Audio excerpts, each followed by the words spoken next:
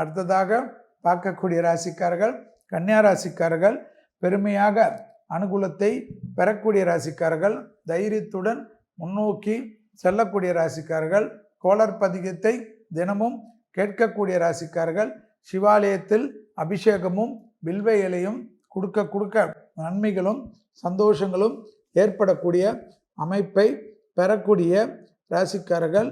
யோகமும் தொழில் அமைப்பும் உத்தியோக அமைப்பும் வியாபார அமைப்பும் படிப்பு அமைப்பும் பெரிய முன்னேற்றத்தையும் நம்பிக்கையும் அனுகூலத்தையும் ஏற்படுத்தி கொடுக்கும். இழுபறியாக இருந்த நிலைமைகள் படிப்படியாக மாறுவதும் பெருமாள் கோவிந்தா கோவிந்தா என்று சொல்லி கொண்டிருப்பதும் யோகத்தை நிச்சயமாக பெற்றுத்தரும்.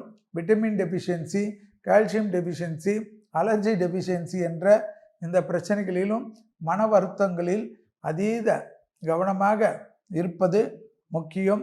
தொழில் ரீதியாக உத்தியோக ரீதியாக வியாபார ரீதியாக படிப்பு ரீதியாக பயணங்கள் வந்தால் எடுத்துக்கொள்ளக்கூடிய கன்னியாராசிக்காரர்கள் மிகப்பெரிய வெற்றிகளை நிச்சயமாக பெறுவீர்கள். கோளர் பதிகத்தை தொடர்ச்சியாக கேட்பதோ கண்டிப்பாக அதை பற்றி நினைப்பதோ ஆச்சரியத்தக்க முன்னேற்றத்தை ஏற்படுத்தி கொடுக்கும். யோக பலத்திற்கு அனுகூலத்திற்கு சந்தோஷங்கள் ஏற்படும். பூமி சம்பந்தப்பட்ட விஷயத்தில் இருந்த சிக்கல்கள் பரிபூர்ண நிவர்த்தி ஏற்படுவது கண்கூடாக பார்க்கக்கூடிய நல்ல காலகட்டம்.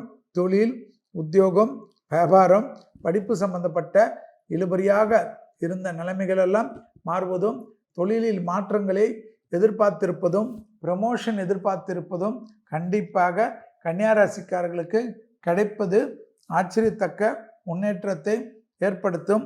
கடல் கடந்த தொழில், கடல் கடந்த உத்தியோகம், கடல் கடந்த வியாபாரம், கடல் கடந்த முதலீடுகள் என்று எல்லாமே ஜெயம் ஜெயம் ஜெயம் என்று ஏற்படக்கூடிய அமைப்பு கண்ணிக்கு பிரமிப்பாக காணப்படும்.